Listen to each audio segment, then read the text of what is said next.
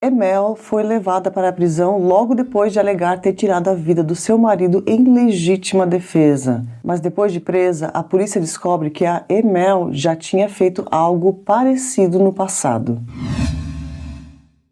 Oi pessoal, tudo bem com vocês? Meu nome é Gisele Hilde, sejam todos bem-vindos a mais um vídeo aqui do canal. Antes de começar o vídeo, dá aquela força, deixa o seu like, se inscreve aqui no canal se você não for inscrito. Bom, então hoje eu vou contar para vocês um caso que aconteceu aqui na Turquia, aonde eu moro, e eu trouxe esse caso porque ele traz muitas questões. E apesar de ser um caso solucionado, o pai da vítima até hoje duvida ter sido legítima defesa e acusa a Emel, que é a principal personagem do vídeo de hoje, de ser uma SK, uma pessoa que tira a vida de pessoas em série. Bom, então hoje eu vou contar para vocês a história de Emel Bağ. Não foram divulgadas informações oficiais sobre a infância dela, mas a Emel conta depois em entrevistas que ela sofria violência vinda dos pais dela e que por esse motivo ela cresceu em lares adotivos. Mas uma coisa que se sabe é que a Emel cresceu e viveu a sua vida inteira em Aydın, que é uma província aqui da Turquia onde tudo vai acontecer. E agora vamos pular para o ano de 2021. Nessa época, a Emel estava com 26 anos de idade e pelas redes sociais ela conhece um homem chamado Doğukan Bağ, que era 3 anos mais novo que ela. Os dois começam a namorar e nesse mesmo ano de 2021, os dois se casam. O casamento deles vai durar aproximadamente 10 meses somente, porque os dois brigavam muito, principalmente por problemas financeiros. E ela fala que muitas das brigas que eles tiveram acabavam com ele batendo nela. E a Emel conta também que as brigas eram porque ela queria trabalhar, queria sua independência, mas ele não deixava que isso acontecesse. Já outras testemunhas falam que as brigas eram sim por causa de dinheiro, mas porque a Emel sempre queria mais coisas e ele não conseguia comprar as coisas para ela, né? Então por isso que os conflitos aconteciam. Bom, e a última briga do casal vai ser no dia 6 de maio de 2022. Nesse dia, a Emel vai junto com seu marido na casa dos pais dele, porque ia ter um jantar lá. E a Emel conta que esse jantar ele foi organizado para que os dois fizessem as pazes. O pai do Doğukan conta que estava trabalhando nesse dia e logo que terminou foi para casa e quando chegou lá, o filho e a nora já estavam no apartamento. E ele fala que falou com eles rapidamente, depois vai para outro quarto para descansar um pouco e pouco tempo depois eles jantaram. Depois o filho desce e vai jogar bola com os vizinhos ali no quintal do prédio. E o pai conta que assistiu esse jogo por alguns minutos, mas que depois de um tempo ele saiu para ir tomar um chá fora de casa. E aquela então foi a última vez que ele viu o filho com vida. E ele conta que depois que estava lá nessa casa de chá e tal, a mulher dele então ligou e falou que o casal já tinha saído lá do apartamento deles. E essa foi a versão do pai, né, do Doğukan, mas a Emel já conta uma versão totalmente diferente. Ela conta que durante esse jantar aí eles brigaram e que durante o jantar o Doğukan teria falado para ela do tipo, olha, você vai ver quando a gente chegar em casa.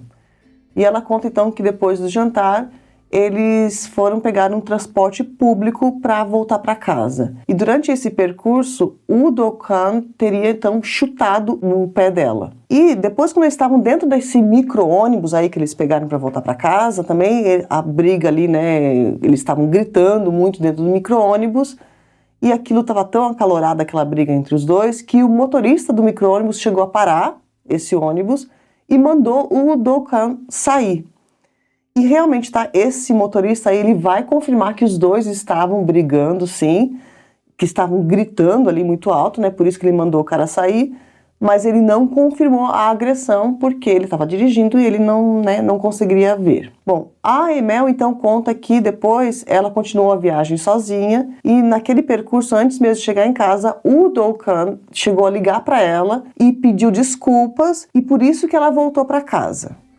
Bom, e essa briga vai continuar então agora dentro do apartamento deles, que é esse apartamento aqui. Eles moravam no segundo andar desse prédio, ou terceiro andar, se você contar com o subsolo. Então, quando os dois se encontraram em casa, a briga continua e a Emel falou que ele trancou a porta da casa e pegou o telefone dela, onde ela tinha o aplicativo Cades instalado. Esse aplicativo Cades é um aplicativo de ajuda a mulheres em situação de violência doméstica na Turquia. Então, ela fala que ela não conseguia pedir ajuda pelo aplicativo porque ele pegou o telefone dela durante aquela briga. E ela conta que no meio dessa briga, o Doğukan teria pegado uma faca e começou a amaldiçoar ela com essa faca aí e ameaçar, né, de tirar a vida dela.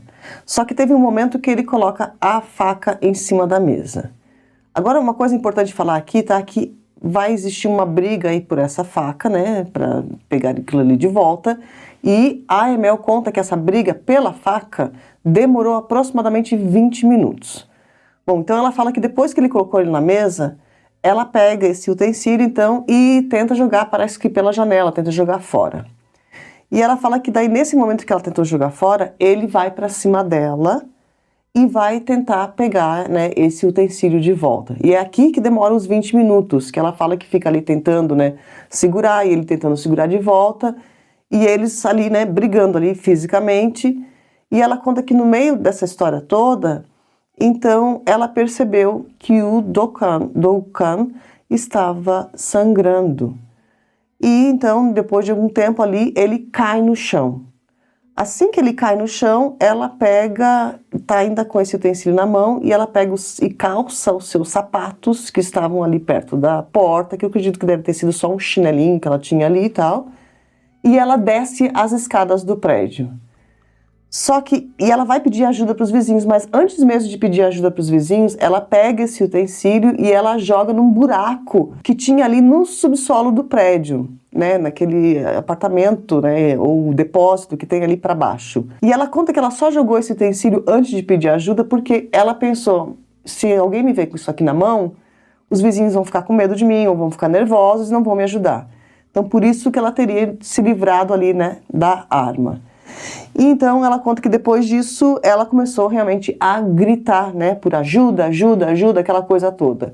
E é aqui nesse ponto que os vizinhos então chegam na cena e são os vizinhos que chamam a ambulância. E isso tudo que eu tô contando para vocês aconteceu perto das 11 horas da noite do dia 6 de maio. E quando a ambulância chegou no local, o Doğukan estava realmente vivo lá, tá? Ele foi colocado na ambulância e foi levado para o hospital. E naquela madrugada, perto das 5 horas da manhã do dia 7 de maio de 2022, ele não resiste e perde a sua vida. O Doğukan tinha 23 anos de idade somente. E depois dele falecer, o médico confirmou que ele recebeu de 4 a 5 golpes. Algumas fontes falam que foram 4, outras fontes falam que foram 5, tá? Mas fato é que todos eles foram aqui, ó, no pescoço e no peito.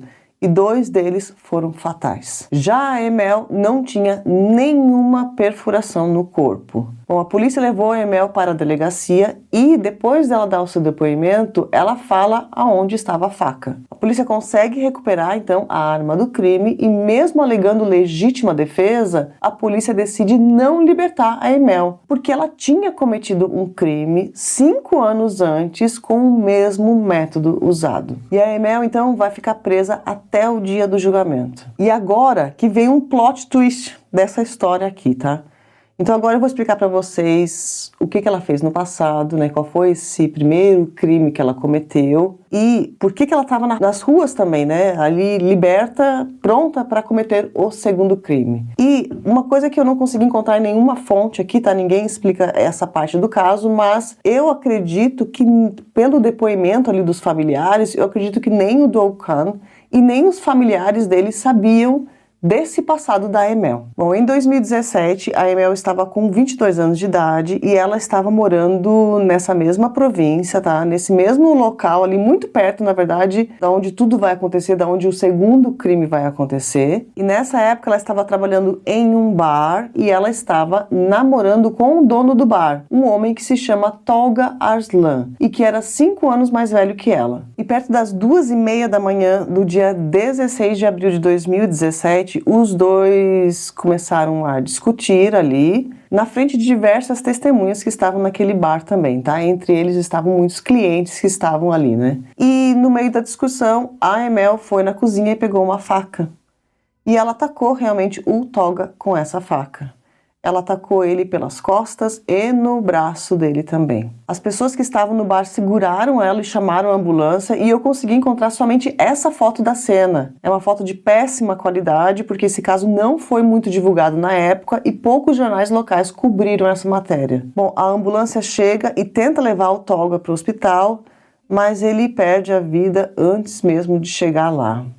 Bom, o Tolga tinha 27 anos de idade somente. As testemunhas que estavam ali no local contaram que a briga dos dois era por causa de ciúmes dela com ele. Já ela falou que a briga foi porque ele tinha demitido ela do emprego naquele dia. Logo depois de acontecer tudo isso, é claro que ela foi presa e ela foi julgada por esse caso. Esse é um caso muito antigo e, já falei, né, não teve muita divulgação, então não se tem informações sobre os detalhes do julgamento desse caso de 2017. Mas fato é que ela foi considerada culpada, claro, por ter tirado a vida do Tolga, e ela foi condenada a 15 anos de cadeia. E aquilo tudo aconteceu em 2017.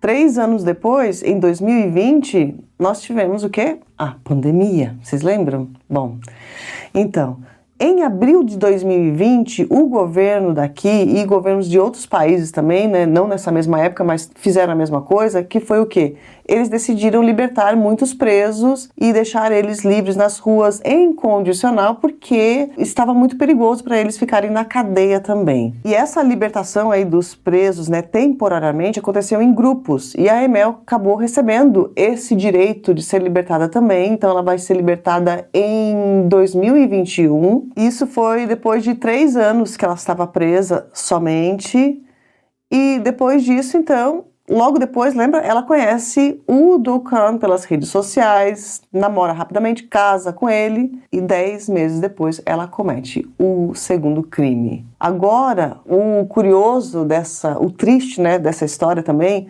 é que, tudo bem, tempo depois a pandemia acabou, né? Lembra? Então, ela estava livre nas ruas, ela podia fazer isso? Sim, ela podia, ela não era uma fugitiva, tá? Porque o que acontece?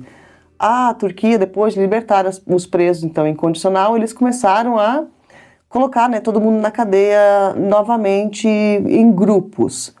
E o último grupo a ser colocado na cadeia aqui na Turquia foi em julho de 2023. E o crime contra o Dokan aconteceu em 2022. Então, ela ainda estava em condicional nas ruas. Então, teoricamente, ela estava legalmente, né, nas ruas, pronta ali para cometer o segundo crime. Muita gente acredita que se ela tivesse sido presa, né, se ela tivesse ficado presa, isso tudo não teria acontecido. Bom, tempo depois o julgamento dela vai iniciar e ela vai dar o seu depoimento e ela conta aquela versão que eu falei para vocês e ela fala que se arrepende muito e que ela não queria que isso acontecesse. E nesse julgamento também foi apresentado um laudo que confirmou que a morte do Dokan não foi acidental. Aquilo foi feito ali para matar realmente. E isso aqui é muito importante, tá? Essa parte aqui do julgamento, porque a defesa dela foi toda, né, em cima da legítima defesa. Eu estava tentando me defender, estava brigando pela faca, não sei como aconteceu, e ele começou a sangrar. Bom, depois desse julgamento aí, então, chega a sentença saiu em dezembro de 2022, e eles queriam condenar ela à prisão perpétua agravada. Só que o tribunal entendeu que, ao mesmo tempo, tudo bem, ela era culpada, só que o Dokan, ele também provocou ela. Então, por esse motivo, ela recebeu um desconto ali, uma diminuição da sua pena. E no final das contas, a Emel foi condenada a 24 anos de cadeia. Agora, essa finalização aqui do caso também, infelizmente não foram divulgados muitos detalhes, tá, gente? Eu não consegui entender, por quê? Lembrando, a Emel, ela cometeu 2 crimes, então, né? E esse segundo crime, ela foi condenada a 24 anos. O primeiro, ela tinha sido condenada a 15. E naquela época, ela ficou presa somente 3 anos e saiu por causa da pandemia. Então, teoricamente, ela teria que pagar 12 anos a mais, né? Eu não sei se soma os 24 anos dela, que agora ela pegou com os mais 12 anos que faltava ela pagar lá, ou se ela vai ficar daqui pra frente somente 24 anos presa. Bom, mas pra gente calcular mais ou menos, a Emel vai sair da cadeia com 51 anos ou então com 63 anos de idade. Bom, o pai do Do-Khan não ficou feliz com a sentença porque ele acredita que a Emel é uma SK, e a história do pai do Do-Khan é interessante porque ele é um profissional da saúde, ele é médico legista, e depois de fazer centenas de necrópsias e analisar as informações do caso do próprio filho, ele fala que acredita que a Emel planejou tudo muito bem. Ela usou o mesmo método para tirar a vida de 2 amantes, e em ambos os casos ela alegou que eram eles que batiam nela, e o pai do Do-Khan também analisou a cena, né, porque tinham 2 gotas de sangue somente dentro do apartamento e o restante estava tudo fora. E o Do-Khan, quando a ambulância chegou, ele estava perto das escadas ali do prédio. Então, o pai ainda fala assim, pô, ela falou que demorou 20 minutos ali aquela briga pela faca. Primeiro que o filho dele tinha 1,86 m de altura e ela tinha, quanto que era? 1,40 m, ela era muito baixinha. Ele fala, 20 minutos, ela não teria ganhado essa briga. Segunda coisa, como tinha pouco material genético ali dentro do apartamento e ele estava caindo lá fora, e também o fato do primeiro corte, tem essa questão, que o pai do Do-Khan, ele explica. Bom, o primeiro corte, na verdade, foi feito aqui, ó. Sabe? E foi feito assim, tipo assim, pra tirar a vida da pessoa mesmo. E ele, como analisa também, como ele é médico legista, ele falou, foi feito por um profissional. Ali, esse aqui foi um dos que foi fatal. E depois disso, os próximos 3 ou 4, né, dependendo da fonte aí, foram 4 ou 5 golpes no total, foram todos na área do peito. Então, todos eles foram pra realmente tirar a vida da pessoa, né? Nada foi tipo defesa. Então, o pai do Do-Khan, no final das contas, ele não ficou feliz com a sentença que ela recebeu, e até hoje ele afirma que, olha, essa mulher, se ela sair da cadeia, ela vai continuar cometendo crime, sim, porque ela é uma SK e tá usando o mesmo método aí, né? Já fez 2, se ela for solta, quem dirá mais quantos ela fará. Isso aqui é o lado do pai, tá? Mas tem outras pessoas que acreditam que sim, que a Emel, realmente ela foi vítima aí de violência doméstica, né? Ou namorou, né? Teve casos aí com homens, ambos eram abusivos com ela. E que ela teria agido realmente em legítima defesa com todos os 2. Eu não sei, gente, sinceramente, vou dar minha opinião pessoal aqui, tá? Eu não passo pano pra mulher só porque é mulher. Não, tem muita gente mulher, tem muita mulher malvada por aí, cruel, e ainda muito pior aqui do que, se esse for o caso, né, da Emel. Não passo pano por ser mulher, mas eu fiquei realmente na dúvida aqui, se de repente foi isso mesmo, se foi azar da vida dela, né, tropou com 2 homens aí, ou se não era isso, se os caras eram bons e era ela que era malvada, eu não sei, fiquei na dúvida total. Deixa aqui nos comentários o que você acha dessa história da Emel. Agora, o interessante desse caso aqui, por que eu escolhi trazer esse caso aqui pra vocês, porque ele realmente traz um alerta muito importante, que é um alerta que eu já fiz em outros casos aqui, que eu já contei pra vocês no canal, que é a questão dos antecedentes criminais. É muito importante e é muito fácil até pra gente descobrir os antecedentes criminais da pessoa que a gente está aí, né, pensando em dividir uma vida. Lembrando que para você conseguir toda essa documentação que você faz na internet mesmo, tá, gente? Pelo site do Gov, se eu não me engano, no Brasil. Aqui na Turquia se faz por um sistema que se chama E-Devlet. Ou seja, o Do-Khan, ele saberia sim se ele entrasse nesse site, mas é muito importante você saber dos antecedentes criminais da pessoa que você está pensando em passar o resto da sua vida. Porque se eu descobrisse que o meu futuro marido tirou a vida da sua ex-mulher, da sua ex-namorada, ex-amante, eu jamais vou me casar com essa pessoa. Por quê? Se ele teve a capacidade, né, porque nem a capacidade, a maldade, a crueldade de tirar a vida de uma pessoa que ele falou que amava, o que né, impede ele de tirar a minha vida anos depois também? Então, muito cuidado com isso sempre, tá, gente? Conheça sempre a pessoa que você coloca dentro da sua casa, tá bom? Bom, esse é o vídeo de hoje. Não esquece de curtir aqui, se inscreve no canal também se você não for inscrito, e eu vou fazer um pedido bem especial para vocês hoje também, tá? Tem uma coisa nova aqui no YouTube que se chama Hypar o Vídeo, que aumenta a visualização e entrega para mais pessoas também. E eu vou pedir para vocês, se vocês puderem, hypar o meu vídeo de hoje, tá? E para hypar o vídeo é muito simples. Depois que vocês curtirem o vídeo, já vai aparecer para vocês uma opção ali de hypar. Tem uma opção que ela é de graça, você não paga nada, você aperta ali e assim o meu vídeo é visto por mais pessoas, tá bom? Agradeço muito a todos que puderem fazer isso também. Deixa um comentário pra mim, deixa um oi, Gi, que eu vou adorar também. Eu adoro, eu sempre tô respondendo aqui os comentários e adoro interagir com vocês também, tá bom? Um beijo grande, eu vejo vocês no próximo vídeo.